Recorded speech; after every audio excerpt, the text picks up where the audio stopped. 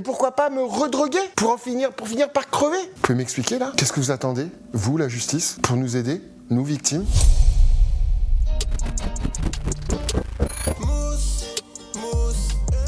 Et là pour mettre en lumière les mauvaises personnes, les fous. Faites entrer les gros tarés, de savoir ils vous éclaboussent. Mettez-vous à l'aise car là on va se régaler.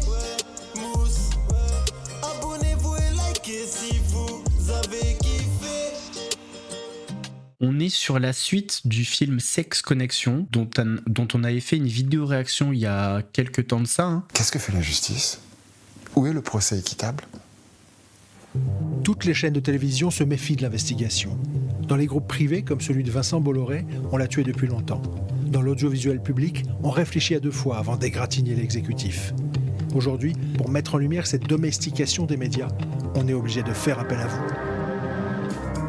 Alors, ce qui est fou aujourd'hui, c'est que ce soit l'audiovisuel public, l'audiovisuel privé, personne n'est neutre. En fait, il y a des lobbies de partout. Et c'est pour ça que Off Investigation fait un super travail. Et c'est pour ça aussi qu'ils ont besoin de dons. Parce que... Et je pense qu'ils ont eu à mon avis, il y a des personnes influentes qui les ont approchés pour essayer de les racheter ou des trucs comme ça, c'est sûr. Comment il s'appelle le milliardaire là qui a racheté, si je dis pas de bêtises, qui a Webedia? Attends, il a pas Webedia lui? Donnez-moi son nom.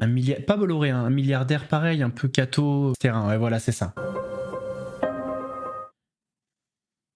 Ah ben, vous voyez. Il s'appelle Olivier Agredano. Il a 53 ans et c'est le neveu du célèbre producteur de TF1, Gérard Louvain. Depuis 2014, il explique sans relâche à la police et à la justice que durant son enfance, il avait été violé par Daniel Moine, le compagnon de Gérard Louvain, avec la complicité de ce dernier. Ah, juste petite pause quand même, c'est horrible, hein. Mais Louvain, genre il y a son neveu, tu vois, et le mec il laisse son mari se taper son neveu. Je sais pas si on se rend compte à quel point ces gens sont horribles. On est chez les porcs, chez les dégénérés. C'est hallucinant. Tu vois, quand t'es ton neveu, tu vois, c'est comme ton fils. On est en enfer.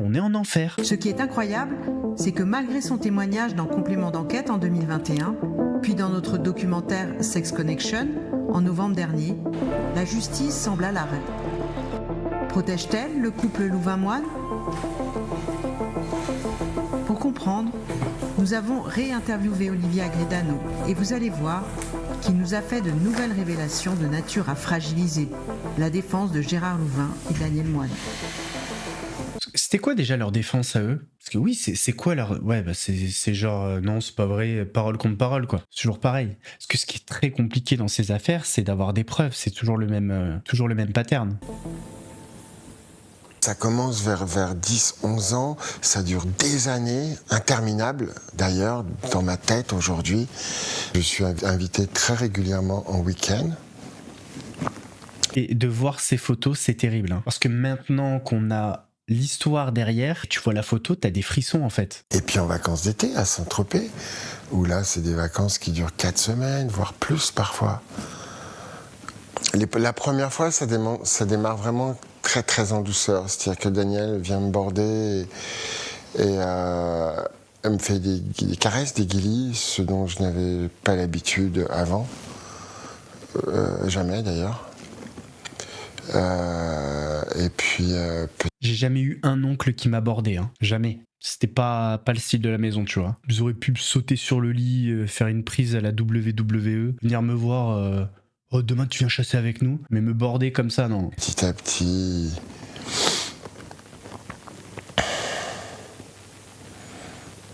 il prend ma main, qu'il approche de son sexe.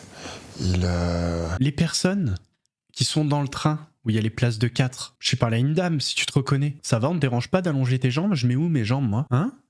Avec tes petits souliers en bois, là, tes petites chaussettes. Je les mets où, mes jambes? Tu vois ce que je veux dire? Et au retour, j'ai une demoiselle à côté de moi qui prend la coudoir du milieu. Elle était plutôt fine. Moi, j'étais un petit peu large. Elle prend la coudoir, le double à coudoir. Déjà, elle est côté fenêtre, alors que c'est ma place. Je lui ai laissé. Elle était comme ça. Ah, je suis là. Je dis, bah, voulez-vous mettre où? Vous voulez la fenêtre? Elle m'a dit oui, ça vous dérange pas? Je dis non, allez-y. Je lui laisse. Elle se met son petit coude au milieu tout le long. Elle est pas belle la vie. Fallait que j'arrive au bout de ce que Daniel voulait, quoi.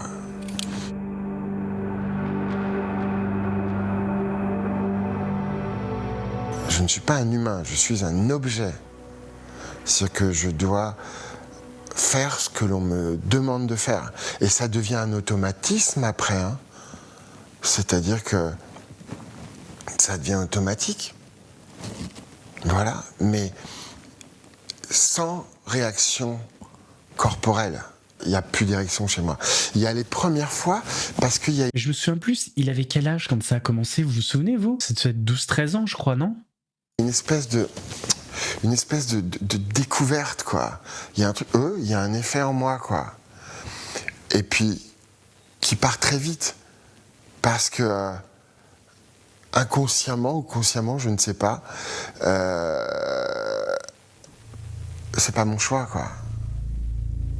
De toute façon, son choix, il peut pas être éclairé vu son âge. On va pas se mentir, messieurs, dames. Qui ne pense pas à la peine de mort dans ces cas-là? Excusez-moi, je sais, c'est très cru, c'est pas woke et c'est pas bienveillant, mais hein, tu vois, un bon coup de guillotine, là. Tu vois, le Daniel, là, paf, on le met, on lâche la corde, et voilà, le problème, il est réglé. Je venais de passer peut-être 6 à 10 minutes avec Daniel, parfois plus, mais je parle des débuts, hein, pour le faire éjaculer. Et à chaque fois, pendant des années, c'était « Allez, va dire bonne nuit à ton oncle, maintenant ». Je me levais, j'allais faire un bisou à Gérard, et je revenais dans la chambre, me coucher. Pendant que Daniel était en train de se lever, de s'essuyer, enfin d'aller dans la salle de bain. Voilà, donc vous pouvez pas me dire qu'il ne savait pas, quoi. Au secours. T'es là, t'es allongé, et tu sais que ton mari, il est en train de faire des trucs avec ton neveu de 13 ans. De 12-13 ans. Je sais pas si on se rend compte à quel point c'est des dégénérés, ces gens.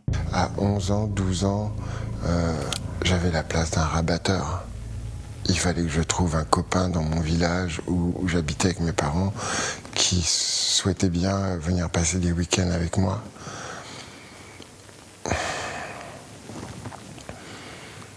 Parce que comme je vous ai dit déjà, Gérard ne m'a jamais touché. Cependant, il lui fallait son jouet aussi. Daniel avait le sien. Ah, d'accord. Mais attends, je l'avais pas dans Sex Connection, là, que Gérard, il se tapait le minot que son neveu ramenait. Ah, je l'avais pas du tout. Puis il faut quand même se dire que les mecs passaient leur temps à aller au Brésil. Le Brésil, c'était pas pour faire le carnaval de Rio, tu vois. En fait, Gérard Louvain et Daniel Moine m'ont colonisé comme on colonise un pays. Pareil, de la même manière. Dès l'enfance, ils m'ont formaté, quoi, à leur sauce, quoi. Malade. Parce que pour moi, ce sont des malades, ces gens-là. Oui, on a le remède. Et ils m'ont pris enfant et ils m'ont amené, ils m'ont formaté à exactement ce qu'ils voulaient, quoi. Ce que je peux vous dire, c'est que dans les années suivantes, puisque pas à 11 ans, pas à 12 ans, je dirais 12 ans et demi, 13 ans, à force d'être invité en week-end, l'été. L'horreur, cette photo. Imaginez, je crois que c'est la mère de ce monsieur, c'est la sœur de Gérard Louvain, je crois. Pareil, le choc aussi. Et ben, il y a un moment où on me jette en pâture dans une pièce, dans une chambre avec 5-6 hommes, quoi. Ah, je crois que c'est l'anecdote où ils font une soirée, ils sont dans une pièce, Gérard Louvain ouvre la porte, donc il est forcément au courant, et il dit amusez-vous bien, ou excusez-moi, je sais plus ce qu'il dit. J'étais dysfonctionnel, quoi, à 11 ans, 12 ans, 13 ans, 14 ans, 15 ans. Je me revois dans ce monde, projeté dans ce monde d'adultes en permanence. Je travaille. Alors c'est pas un monde d'adulte, hein. Nous on fait pas ça. Enfin, lui il le présente comme ça, c'est pas pour dénigrer ses propos et tout, mais non, c'est pas un monde d'adulte, c'est un monde de fous furieux. Yeah, j'étais garçon d'orchestre. Gérard était très fier de me montrer mon nom au générique. Olivier Agridano dans les émissions de Sacrée Soirée. J'ai 12 ans, j'ai 13 ans, j'ai 14 ans, vous voyez ce que je veux dire ? Et il me donnait 200 francs comme ça chaque mercredi.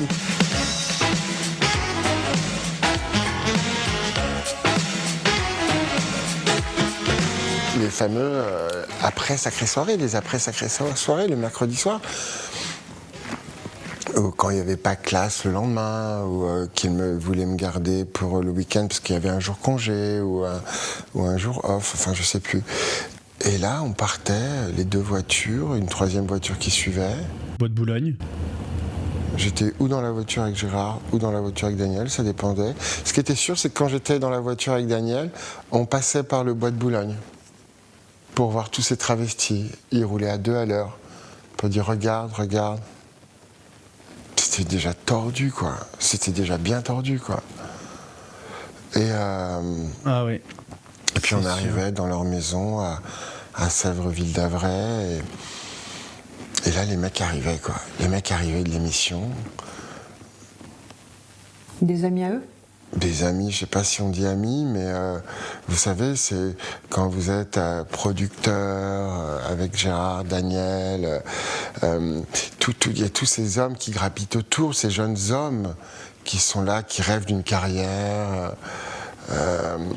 C'est hyper intéressant ce qu'il dit. En fait, on se rend pas compte, mais dans l'écosystème de l'audiovisuel, il y a plein de gens indépendants. Des gens qui voient des choses, mais des gens à qui ont besoin de vivre, de remplir leur frigo. Et s'ils parlent, ben après, c'est fini, quoi. Ils pourront plus travailler. Et donc après, c'est la question, est-ce que tu mets la morale derrière l'argent ? Enfin, après, chacun fait ses choix. Mais il y en a des tonnes et des tonnes de gens comme ça qui ont vu des choses pendant des années et qui n'ont rien dit.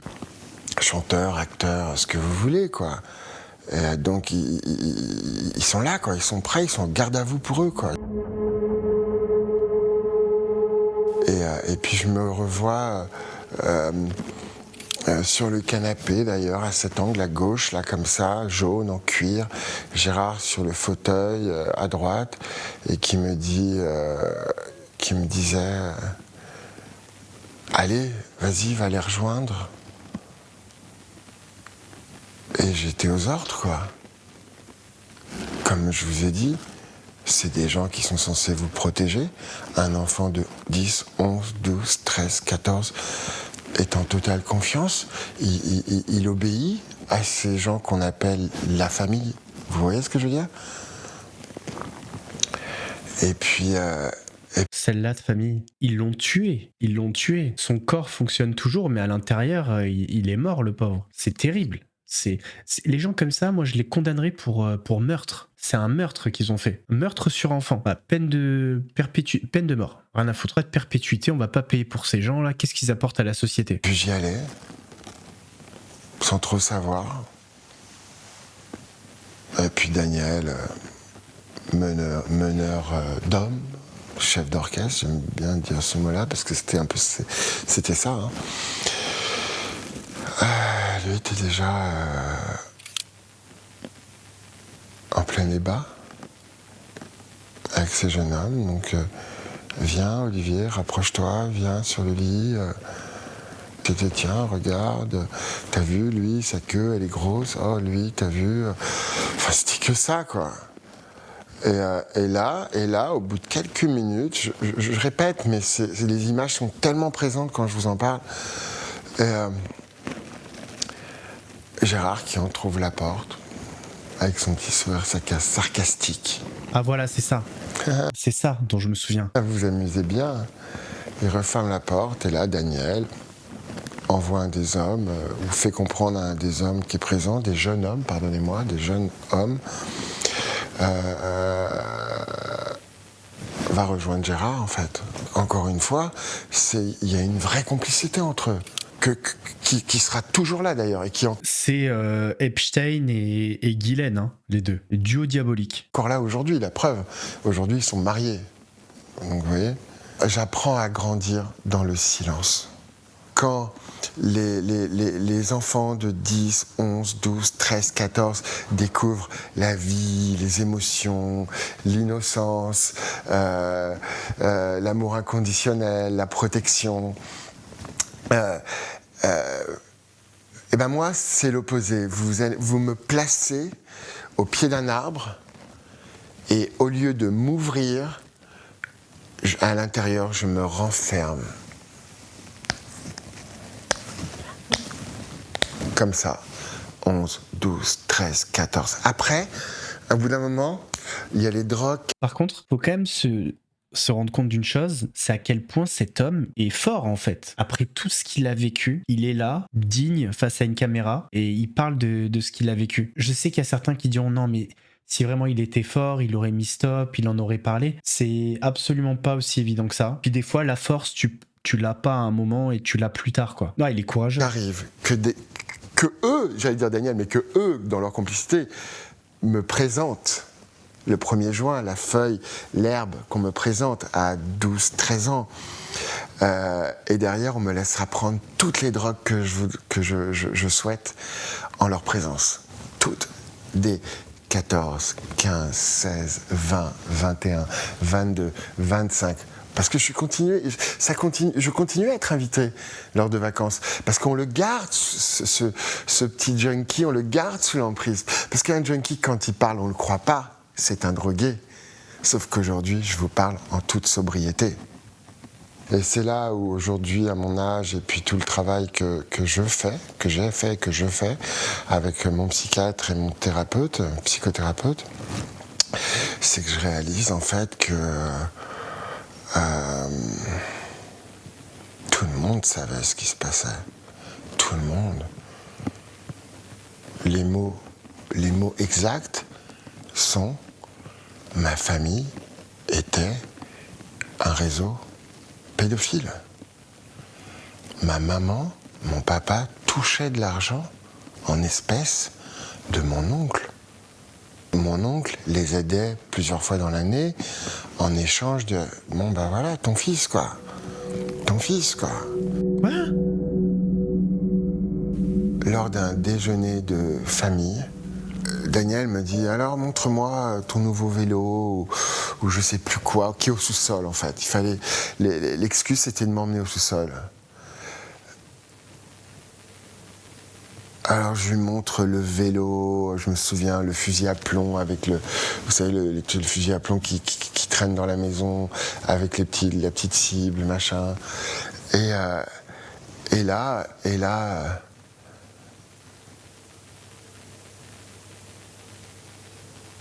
ben là, il me sort, je sais pas comment dire, c'est bizarre, hein. On retourne en direction, on est au sous-sol, il y a 3 pièces en bas, on retourne en direction de l'escalier pour remonter. Et là, il ouvre sa braguette, il me sort son pénis en érection. Et mon job, comme d'hab, c'est de lui faire une fellation. Au-dessus, juste au-dessus, mes parents, mes grands-parents, la tante, la cousine, le petit frère et Gérard. Waouh. Et je suis en train de faire ça, quoi. Et tout le monde est au dessert, en train de manger la tarte citron meringuée de ma grand-mère, avec le café. Et moi, je suis en train de faire ça en bas, quoi.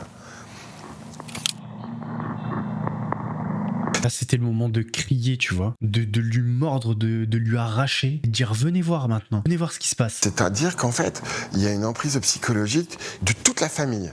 Ça va du petit frère, parents, cousine, Gérard, Daniel. Les seuls que je vais mettre à part, c'est les grands-parents. Ils vieillissent, ils vont partir, ils réalisent pas tout ça. Voilà, vous voyez ce que je veux dire ? Vous essayez de vous en sortir comme vous pouvez, le temps passe, et en 2014, coup de théâtre, des policiers de la brigade des mineurs frappent à votre porte.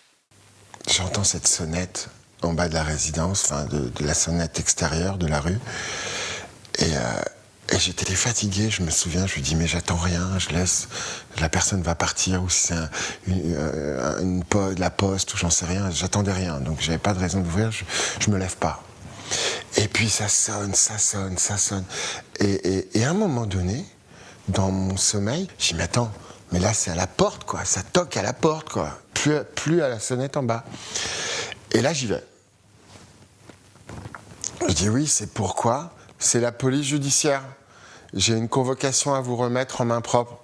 Et là, il me regarde, il me dit « Ah, je crois que vous avez compris ». Je le regarde, je lui dis « Vous me parlez de l'enfance ». J'accepte cette convocation. Et là, ça dure quasi 2 jours, je crois, je sais plus, mais c'était super long. D'ailleurs, il me dira, le policier Olivier, vous savez, ici, la plupart des plaintes que je prends, ça dure 1 heure, 2 heures, 3 heures. Ça dure pas des heures ou des jours. Vous voyez ce que je veux dire? Et il me dit, vous pouvez pas rester comme ça. Le mec, j'avais un humain en face de moi. Il me dit, mais vous pouvez pas rester comme ça. Vous vous rendez compte tout ce qu'on vient de faire là? On faisait des pauses cigarettes au bord de Seine, là, la brigade des mineurs à l'époque quand elle était sur les quais des Orfèvres, c'était à côté de l'hôtel de ville, hein, c'est ça? Et on faisait des pauses sur le balcon tous les deux. Et il me dit, mais vous réalisez tout ce que je tape là? Tout ce que je tape, je suis désolé quoi. Vous pouvez pas rester comme ça quoi. Là. Et comment ils ont été au courant, les flics? C'est dommage qu'ils nous disent pas. Comment ils en sont venus à sa porte? J'avais un policier qui attendait de moi que je parle de tous mes traumas, quoi. De tout ce que j'avais vécu. Les abus, les viols, les orgies, la drogue, comment c'est arrivé, enfin, tout ça, quoi. C'est eux qui sont venus réveiller ces traumas. Pourquoi je dis réveiller? Parce que dès l'âge de 13 ans, 12-13 ans, quand la drogue arrive via les mains de Daniel, et complicité de Gérard, j'insiste, et qu'on va me laisser me droguer de plus en plus pendant des décennies, de plus en plus. En fait, ça va me permettre d'anesthésier, alors, me permettre à moi d'anesthésier, et à eux peut-être d'utiliser encore plus la personne que j'étais, enfant. Ouais, ça lui permet aussi d'oublier son mal-être, quoi. C'est horrible, c'est horrible. Et puis la dignité avec laquelle il raconte son histoire, c'est impressionnant. Hein. Jeune adulte, etc., etc. De manière... il va crever dans pas longtemps, de toute manière. Il est excessif dans tout, il est excessif dans les drogues, dans l'alcool, donc il va crever à un moment donné.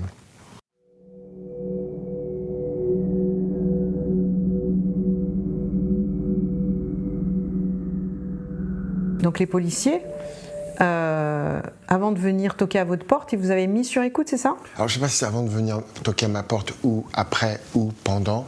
En tous les cas, à la fin, en 2016, quand ils ferment le dossier, en me disant nous on ne peut pas aller plus loin, pour le moment il y a prescription, ok. Donc, sur la première couche, hein, cette première étape. Et me disent voilà, ça fait 2 ans qu'on vous écoute. Dominique, au bureau, juste là, tous les matins, quand elle arrive au bureau, elle écoute vos conversations téléphoniques depuis 2 ans. Et là, les deux me regardent et me disent clairement, enfin, me disent comme ça, Olivier, votre histoire, elle pue la vérité. Ça fait 2 ans qu'on vous écoute. Ça pue la vérité. Ce qui vous est arrivé. Voilà. Et pourtant, ça a été classé.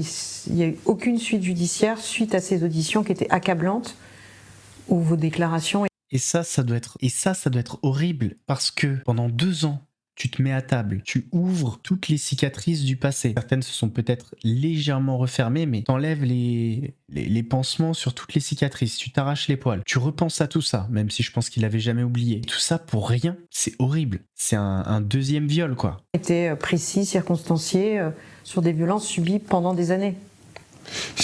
Avec des adultes qui sont censés vous protéger, ce que l'on appelle la famille.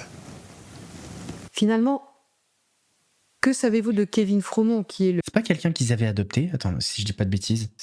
C'est pas leur fils qu'ils avaient adopté? Ces porcs-là? Fils adoptif de voilà. Gérard Houvin et Daniel Moine, votre cousin.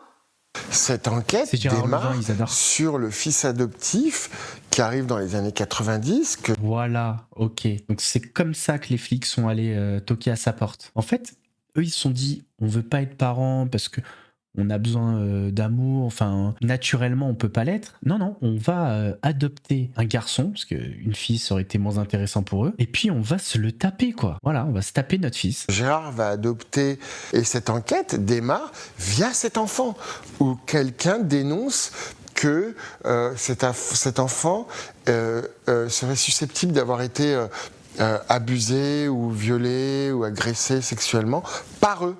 D'accord ? Et c'est là, lors de cette enquête, que des dizaines de personnes vont être interrogées et que le neveu arrive. Moi, dans les conversations. Et le policier, je dis, mais pourquoi moi ? Et il me dit, parce qu'au bout d'un moment, j'en pouvais plus. Tout le monde me disait, le neveu, Olivier, le neveu, c'est évident. C'est évident quoi ? Que lui a été abusé ou violé, ou ce que vous voulez. C'est là qu'on se dit, est-ce qu'ils savaient ou est-ce qu'ils ont supputé parce qu'Olivier était très souvent chez eux et qu'ils se sont dit, il a forcément vu quelque chose. Ça, on n'aura jamais la réponse, mais...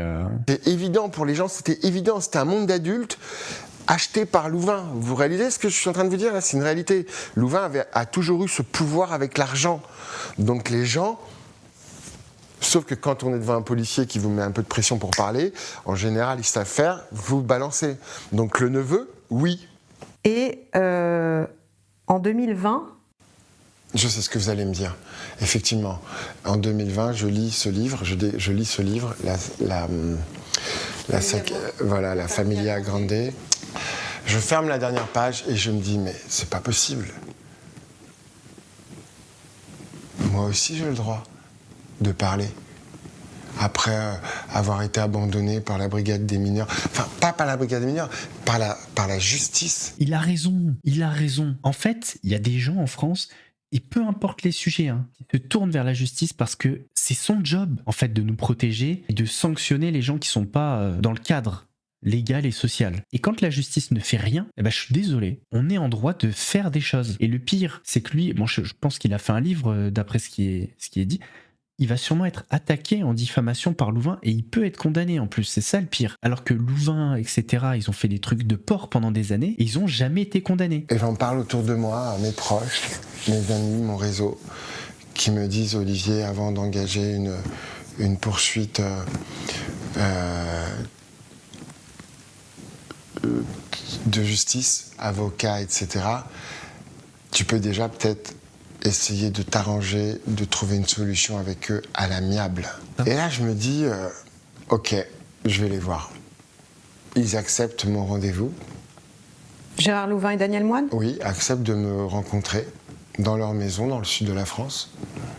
Donc je les avais tous les deux en face de moi et je dis, voilà, on va parler de mon enfance. De ce que vous m'avez fait subir pendant des années, des étés entiers, des week-ends entiers, durant des années. Et là, j'ai Daniel qui reconnaît, avec un Daniel, tu te souviens, à Boulogne-Billancourt, ok. Gérard, tu te souviens, les vacances, les orgies, mais Olivier, pourquoi t'es là ? Bah justement, on va y venir. Je suis venu vous voir. Il aurait tellement dû enregistrer. Tellement. Mais bon, je suis même pas sûr que l'enregistrement aurait une valeur dans le fond. Quoique, je sais pas. L'enregistrement, il peut avoir une valeur si c'est le seul moyen d'avoir les aveux de la personne. Donc ça peut en vrai. Pour essayer de trouver un accord à l'amiable entre vous et moi. C'est pas pour leur taxer de l'argent. C'est que je demande une réparation pour un préjudice subi. Vous comprenez, Clarisse ? Un préjudice subi, gamin, et qui a duré des décennies derrière, avec une emprise. Ok ? Et donc, là, j'ai un oncle qui se lève de la table. J'avais Daniel Gérard en face de moi. J'ai mon oncle qui se lève, comme ça, qui vient me pointer le doigt devant moi, et qui me dit, mais de toute manière, moi, je t'ai jamais mis ma bite dans la bouche. Alors tu vois ça avec Daniel. Pardon ? Là, j'étais à bout quand il me dit ça. J'avais envie de me lever, de le prendre et de lui mettre la tête dans sa piscine et de plus jamais le relever. Je ne l'ai pas fait. Mais quelle horreur, Non, par contre, t'as vu ton neveu faire une orgie et t'as ouvert la porte en te disant « Ah, vous vous amusez bien » et t'as refermé la porte. Mais je vous avoue que l'envie était là, quoi. Sous 5-6 jours, j'avais un mail. Oh, alors un mail de manipulation. Hein. Oh, on est très content de t'avoir revu, en forme. Oh, c'était un plaisir de te voir. La réalité était tout autre face à moi. Et ils me disent, on sera à tel jour, à telle heure, voyons-nous dans cet hôtel, etc., etc. La veille du rendez-vous dans l'hôtel, je me dis, attention Olivier, il peut encore claquer la porte et partir. Donc, je me dis, 1h du matin, n'arrivant pas à dormir pour ce rendez-vous le lendemain à Paris dans le 8e. Dis-moi que t'as mis un micro sur toi, s'il te plaît. Vas-y, balance la bombe, dis-nous que t'as mis un micro. Je me dis, allez, fais une lettre. On parle d'une vie, on ne parle pas de négocier une production, on parle d'une vie humaine, ma vie. Et notre avenir à tous les trois. C'est-à-dire que, vous imaginez, je gardais encore de l'espoir de recréer un lien avec eux. Enfin, voilà, moi j'étais toujours dans le côté, voilà, j'y crois, quoi. Là, voilà, je sais pas quoi vous dire. En gros, l'argent que je demande, je dis, j'aurais pu la gagner depuis que j'ai l'âge de 25 ans. Parce que si vous ne m'aviez pas abîmé, j'aurais gagné ma vie, j'aurais été responsable, autonome, j'aurais peut-être pu fonder une famille aussi. Ce n'est pas une réparation égoïste si je suis là devant vous, c'est pour tous les trois, qu'enfin nous soyons en paix avec ce passé. Il est où le chantage ? Sur leurs fameux 2 avocats qui ont pendu ça sur les plateaux télé en disant que je faisais du chantage. Moi je la lis, hein. Eux l'ont pas lu, hein, sur les plateaux télé. Hein. Il a raison, c'est de la manipulation ce qu'ont fait les avocats. Je sais qu'il y a des gens qui auront du mal à comprendre pourquoi ils demandent de l'argent. Mais d'un autre côté, comment voulez-vous réparer ce préjudice ? Il est irréversible. C'est fait, c'est fait. C'est un homme qui n'a pas vécu son enfance, qui a été brisé. Rien on n'a pas une machine à remonter le temps. Donc à un moment donné, oui, effectivement, peut-être qu'il peut un peu avancer, vu qu'il n'a jamais pu travailler convenablement comme il aurait dû, etc. Bah moi je trouve ça normal qu'il demande de l'argent, oui. Continue. Le passé, on ne peut pas l'effacer, mais on peut vivre en paix avec lui. Gérard, Daniel, je me suis réparé et pardonné avec mon passé de toxicomane, grâce à un long travail personnel sur moi-même de plusieurs années. Cependant, avec vous, je peux vous assurer que je ressens toujours une injustice. Est-ce normal ? C'est toujours du chantage, ça, pour vous, mesdames les journalistes ? L'argent, c'est pas tant je vais m'enrichir avec, c'est un moyen pour lui, pour que son oncle et Daniel avouent leur culpabilité. Voilà, on a signé un accord, c'est écrit, ils avouent être coupables de ce qu'ils m'ont fait. C'est acté. Parce que pour l'instant, c'est du vent, quoi. Lui, il sait ce qu'il a subi, eux, ils acquiescent, mais il n'y a rien de factuel. C'est ça, en fait, le truc. Merci. Je continue. Ce que j'ai fait pour moi, me réparer pour la toxicomanie, et me pardonner, j'oublie, c'est écrit noir sur blanc, vous pouvez aussi le faire pour moi, mais aussi pour vous, pas que pour moi, Olivier Agredano. La fameuse lettre là, que je viens de vous lire, je dis Gérard, j'avais même préparé une petite lettre pour toi au cas où tu t'énerverais et que tu partirais. Il me dit, tu peux te la montrer ? Je dis, bien sûr, je peux te la montrer. Je lui lis ce que je viens de vous lire. Et il me dit, tu peux me la laisser, tu peux me la donner ? Je dis, bien sûr, c'était pour toi au cas où tu t'énerverais et que tu partirais. Ah, très bien. Regardez bien ce que je vais faire, Clarisse. Il la met dans la poche, dans son blazer, Clarisse, comme ça. Et là, il se lève et il me dit, ça, c'est pour l'avocat. Pardon ? Pardon, j'ai pas compris là. Avec le sourire sarcastique. Ça, dans le service de blazer, comme ça, c'est pour mes avocats. T'aurais tellement dû enregistrer depuis le début, là. Dommage. Bon, après, on refait pas l'histoire, hein. Donc, qu'est-ce que je fais ? Je sors de ce rendez-vous où il monte dans un taxi avec Daniel pour aller déjeuner avec je ne sais qui. J'appelle mes proches. Et là, qu'est-ce qui se passe, d'après vous ? On me dit, Olivier, appelle tel avocat, ne reste pas seul, viens, retrouve-nous, etc., etc. Et de là, l'avocat que je rencontre très rapidement me dit, Olivier, on va déposer plainte. Je dépose plainte en 2021 avec un premier avocat. viol, agression sexuelle, et en rapport avec les PV de 2014, où j'avais été interrogé pendant des heures sur des dizaines de pages. D'accord ? Le tribunal me répond le 17 janvier 2022, prescription, trop tard. Okay. Je rencontre un autre avocat qui lui me dit non, je ne suis pas d'accord, on va reporter plainte. Donc plainte avec constitution de partie civile en 2022. D'accord ? On relance la machine. En tout cas, là, il se passe quelque chose.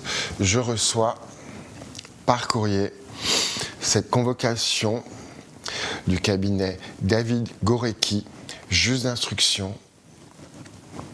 Je vous invite à vous présenter devant le juge d'instruction du tribunal judiciaire de Paris, cabinet J1303, le 8 janvier 2024 à 10h. Mon avocat... Moi, ce qui m'intéresse, c'est qui est devenu l'enfant adoptif, là ? Ça tombe à lundi. Je m'en souviens, c'était un dimanche soir, je reçois à 23h un SMS ou mail de mon avocat qui me dit « Non, n'y allez pas, il est malade. » Et depuis, plus rien. Je n'ai jamais eu le droit à cette convocation à ce jour. Je me sens encore et toujours abandonné par le système judiciaire. Clarisse, quand la brigade des mineurs est venue chez moi me chercher en 2014, c'était et que j'ai pris ma décision de parler, d'accord, de tout ce que j'avais vécu pendant des années et des décennies. Je me suis dit, ok, enfin de l'aide, enfin, tu vas pouvoir parler et la justice... C'est une affaire de fou, quand même. ...va t'aider.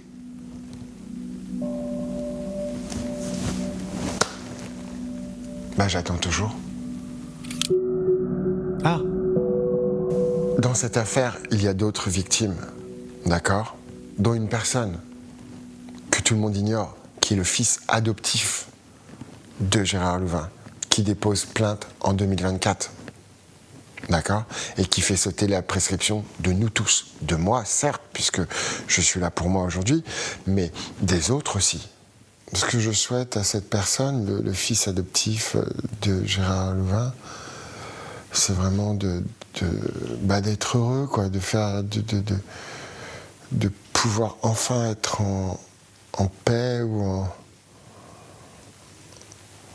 en paix, tout simplement, d'être une personne. Je pense pas que tu puisses être en paix tant qu'il n'y a pas un jugement qui a été rendu, tant que la justice n'a pas reconnu que tu as été victime et que ces gens-là sont coupables. Je pense que c'est compliqué. C'est heureuse, quoi, parce que je sais à qui il a eu affaire depuis le jour où il a mis le pied en France, dans leur maison, sous leur toit. Et je peux vous dire que ça n'a pas dû être une mince affaire, quoi. Parce que quand il est arrivé en France, moi, j'ai commencé à être mis sur le bas-côté. Et franchement, moi, j'allais mal pendant ces années-là. J'étais mal, j'étais drogué, tout ce que vous voulez. Et j'arrivais à avoir de la tristesse pour ce gamin, en me disant, mais qu'est-ce qu'il va subir ? Oh là là là là là, après tout ce qu'ils m'ont fait. Il a raison. Lui, il était là certains week-ends et les vacances, mais imaginez ce pauvre gosse qui était là 24/24 dans la maison. Oh là là. Alors, si vous voulez, quand j'apprends qu'il porte plainte en 2024, je crois, waouh, quel courage à cette personne également. Pas que pour moi, elle aussi. Et quelque part, je me réjouis, je me dis, waouh, ce que Dupond-Moretti disait à la télé quelques années auparavant, dorénavant, toute personne non prescrite qui portera plainte fera instantanément sauter toutes les plaintes, toutes les prescriptions des victimes concernées. passé, concerné. Ah, je savais pas, c'est incroyable ça. Ça, c'est bien. Ça, c'est bien. Donc ça veut dire que dans l'affaire Patrick Bruel, oui, si, il y a des prescriptions, puisqu'il y a des affaires qui datent des années 90. S'il y a eu des victimes là, oui, ça fait sauter les prescriptions des autres. Tout comme Richard Berry, s'il y a une autre victime de même fait, un petit peu, ça pourrait faire sauter la prescription de sa fille. J'attends toujours. Aucune justice n'est faite. Rien. Eux, ils sont toujours sur les réseaux sociaux avec leurs vacances au Brésil, leurs vacances je ne sais où, leurs amis à voyager, à s'amuser. C'est ça? Les lois françaises? C'est ça? C'est comme ça qu'on défend des victimes? Des victimes? Parce que je ne parle pas de moi. Nous sommes plusieurs victimes. Encore une fois, quand ils vont au Brésil, voilà, ça doit trouver des petits jeunes qui sont dans des situations abominables, dans des favelas, etc. Ça leur donne peut-être 2 €. Non, ça me dégoûte. Hein. Putain. Victimes concernées par ces deux personnes. Ces deux monstres. Fort. Nous avons le droit à un procès équitable Bien sûr. pour ce qu'ils nous ont fait subir. Les décennies qu'ils ont bousillées de ma vie. Les décennies. Nous ne sommes que de passage sur Terre. Vous imaginez quand je vous explique tout à l'heure que plus de 36 années de ma vie ont été bousillées, abîmées, pourries par ces deux personnes. Qu'est-ce que fait la justice ? Où est le procès équitable ? J'appelle mon avocat tous les 2 mois ou tous les mois. Qu'est-ce qui se passe ? Ah ben non, mais ça devrait peut-être passer. Ah mais non, mais là je vais au tribunal, je vais peut-être en glisser un mot à la juge. Ah mais là, il se passe jamais rien. Ça fait des années. Je pense que dans ces cas-là, il faut prendre un ténor du barreau, très médiatisé. Tu vois, un mec, bon, peut-être ça va coûter un billet, mais tant pis. Faut prendre le meilleur avocat de Paris, de France quoi. Paris, mais de France. Un peu comme des, je sais pas, des Dupont-Moretti à l'époque ou des trucs comme ça. Des mecs qui ont le bras très long, faire une cagnotte. On va te donner de l'argent, nous. On va t'aider, Olivier. Donc on me remet en prison à l'intérieur ? C'est ça la France ? C'est ça la justice ?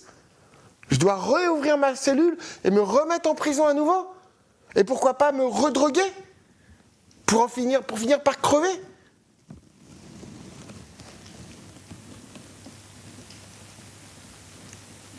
Vous pouvez m'expliquer là ? Qu'est-ce que vous attendez, vous, la justice, pour nous aider, nous victimes ?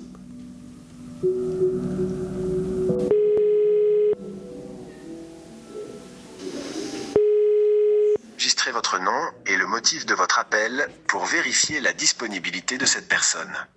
Daniel Moine, bonjour, c'est Clarisse Feltin pour Off Investigation. Oh, elle l'a appelé, Clarisse la bosse. Je vous appelle car Olivier Agredano porte de graves accusations contre vous. Pouvez-vous nous rappeler rapidement car vous ne pouvez pas garder le silence. Merci. Cette personne n'est pas disponible. Si vous souhaitez laisser un autre message, veuillez répondre après le bip sonore. Olivier Agredano vous accuse de l'avoir violée pendant des années durant son enfance. Ce sont des graves accusations. Nous avons besoin d'avoir votre position sur ces faits. N'hésitez pas à me rappeler à ce numéro. Je suis joignable jusqu'à la fin de la journée. On est en bouclage, donc on n'a plus beaucoup de temps, mais ça fait vraiment des semaines qu'on essaye de vous joindre. Donc voilà, on compte vraiment sur votre parole. N'hésitez pas à nous rappeler, c'est vraiment important. Merci Daniel Moine. Suite à cet entretien, nous avons proposé à Gérard Louvain et Daniel Moine de les interviewer pour recueillir leur version des faits. Ils n'ont pas souhaité s'exprimer dans ce reportage. Tu m'étonnes. Tu les vois là, les... Putain, j'allais dire un sale gros mot, je dis rien là. Face aux grosses couilles en titane de Clarisse, elle les aurait broyées là. Pourquoi ils veulent pas ? On aurait ressenti leur culpabilité. Putain, la souris là.